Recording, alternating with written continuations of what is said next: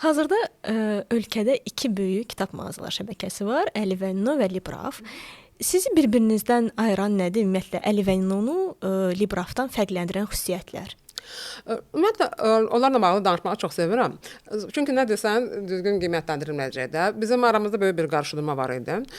Yəqin ki, yadınızdadır, haradasa bir 10 il keçib. Yəqin ki, çox axmaq səfeh yollarla bizi belə deyək də bağlatdırmaq istəyirdilər. Şükürlər olsun ki, bu period arxada qalıb. Bəli.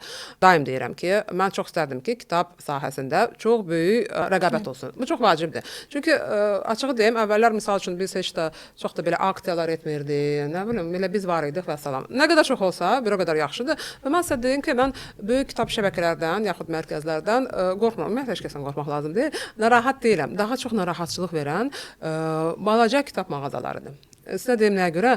Çünki böyük həmin o şəbəkələri oliqarxlar taxlayır və onlar üçün çox da vacib deyil. Çox belə həvəslə işləmək falan. Amma o balaca kitab mağazaları, onlar yaxşı mənada çox təhlükəlidir. Çox yaxşı mənada. Yenə də deyirəm, onların sayı çox olsa çox yaxşı olardı. Çünki həmin o insan, o kitabçı bu gün nə qazandı, onu evə aparacaq. Uşaqlarına nəsə alacaq, evə yemək aparacaq falan. Onun qazancı məhsuldur və bu ona çox böyük bir motivasiya verir və böyük bir təkan verir ki, daha da yaxşı işləsin, daha da qəşəng belə xidmət göstərsin insanlara falan. Bu çox vacib məsələdir.